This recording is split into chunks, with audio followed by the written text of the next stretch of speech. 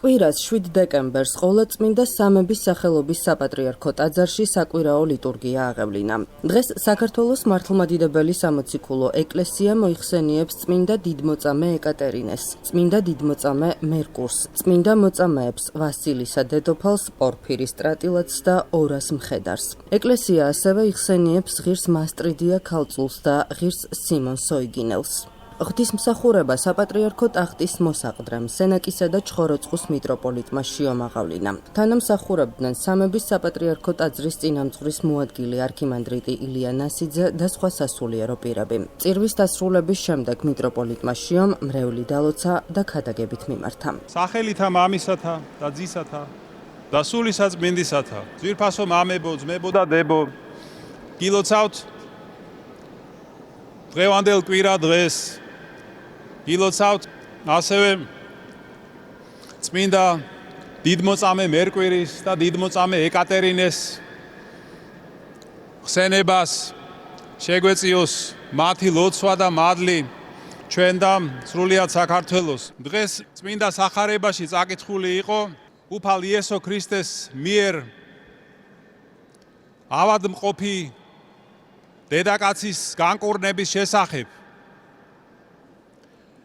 ეს ქალი იმდენად იყო წელში მოხრილი, მოკრუნჩხული, რომ სიარულიც კი უჭირდა, ზევითაც კი ვერ იხედებოდა. მაგრამ იმდენად უყვარდა ღმერთი, რომ მიუხედავად ამისა, მაინც დადიოდა სინაგოგაში წმინდა წერილის მოსასმენად და სალოცავად. და აი უფალმა ეს ქალი დაინახა, რა თქმა უნდა შეებრალა და განკურნა. იყო შაბათი დღე. და ამაზე სინაგოგის უფროსი და იქ მყოფი ადამიანები აღშფოთდნენ, როგორ თუ შაბათს კურნავსო. და უფალი ცდილობდა აეხსნა მათთვის, რა უფრო მნიშვნელოვანია, რაღაც წესის შესრულება თუ ადამიანისადმი მოწყალება. აი ეს ქალი იყო მძიმე თავად, ვერც კი დადიოდა, ძლივს დადიოდა და უფალმა ის განკურნა. ის ახლა ჯანმრთელია. მოხდა ასეთი სასწაული ღვთის მიერ და თქვენ არ უნდა გიხაროდეთ ეს ამბავი. და იმის მაგივრად რომ გიხაროდეთ, ბრაზობთ, რომ რაღაც წესი დაირღვა.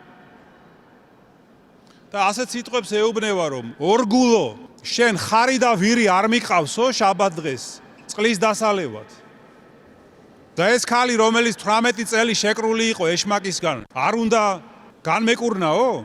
ის ხარი და ვირი თუ მიყავს. აი როგორი მკაცრი სიტყვებია.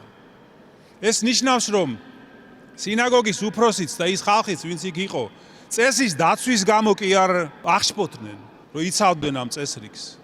არამედ სხვა რამ იყო აქ მიზეზი. ამიტომ ამბობს, რომ ორგულებო და უფრო მნიშვნელოვანია ამრიგად. ესე იგი, წესი თუ სიყვარული ადამიანისადმი. და ფაქტიურად ამითი რას ეუბნება, რომ თქვენ ხართ სასტიკი ადამიანები, რომ არ გაქვთ მობიერება, ეს ქალი საერთოდ არ გეცოდებათ. და ფიქრობთ, რომ ღმერთიც ასეთია. თქვენსავით მკაცრი და ულმობელი და სასტიკი. არ ისმენს ლოცვებს და აი ასეთი დამოკიდებულება აქვს. და რატომ გაქვთ ასეთი განწყობა? იმიტომ რომ დაკარგული გაქვთ ადამიანობა, დაკარგული გაქვთ სიყვარული და ღმერთზეც ასე ფიქრობთ. ამ დროს უფალი სულაც არ არის ასეთი. ის კეთილია, მოსიყვარულია. მას თავისი მხოლოდ ჩობილი ძეც არ დაენანა ჩვენს გადასარჩენად, ჩვენი სიყვარულის გამო. უფალმა იცოდა, რომ მას მოკლავენ, მაგრამ მაინც მოვიდა ჩვენი სიყვარულისთვის. და აი, ცდილობს, რომ ეს ყველაფერი აუხსნას. რომ უფალს არ სურს მხოლოდ ის, რომ ჩვენ რაღაც წესები შევასრულოთ. გარეგნული წესები. თუმცა ეს, რა თქმა უნდა, წესიც აუცილებელია.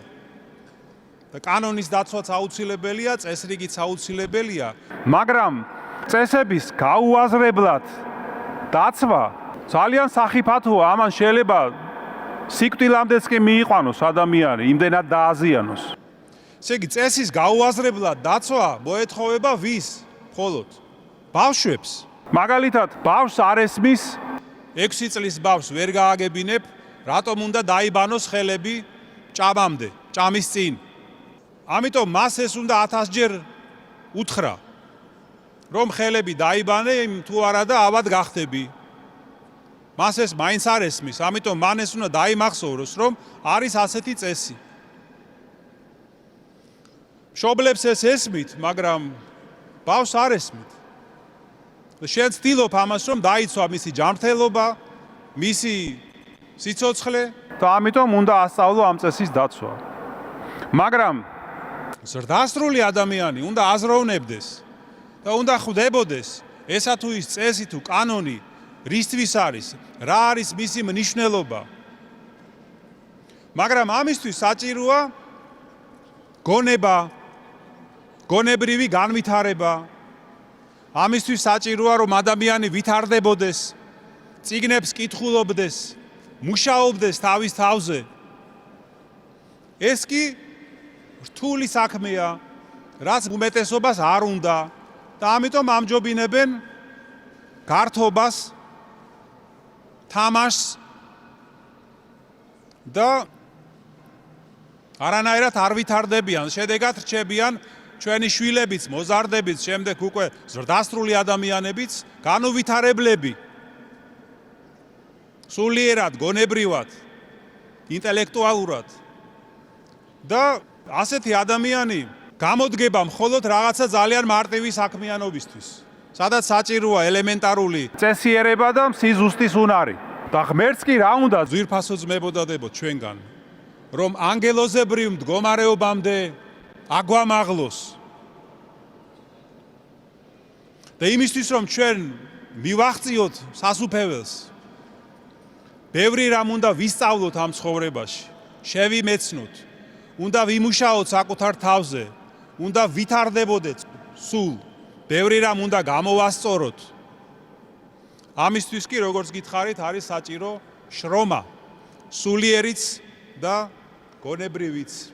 და აი უფალი იესო ქრისტე ჩვენ ამას გვასწავლის და ამისკენ მოგვიწოდებს. ამიტომ ჩვენ უნდა ვეცადოთ, რომ ამა თუ იმ წესში მხოლოდ გარეგნული მხარე კი არ დავინახოთ, გარეგნულად კი არ ვასრულებდეთ, მხოლოდ გაუაზრებლად.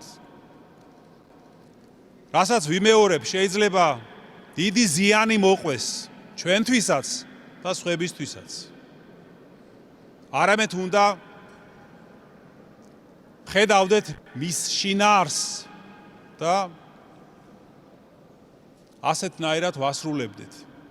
ამისთვის კი ყოველთვის უნდა გვახსოვდეს უფალ იესო ქრისტეს სიტყვები, რომ შაბათია შექმნილი ადამიანისთვის და არა ადამიანი შაბათისთვის.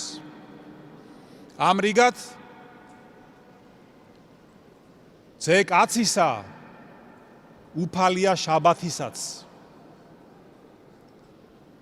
რამე თუ მას ჩვენის ყოველი დიდება, პატივი და თაყვანისცემა თანა მამით და სული წმინდით ურთ, აწტა მარადის და უკუნითი უკუნისამდე.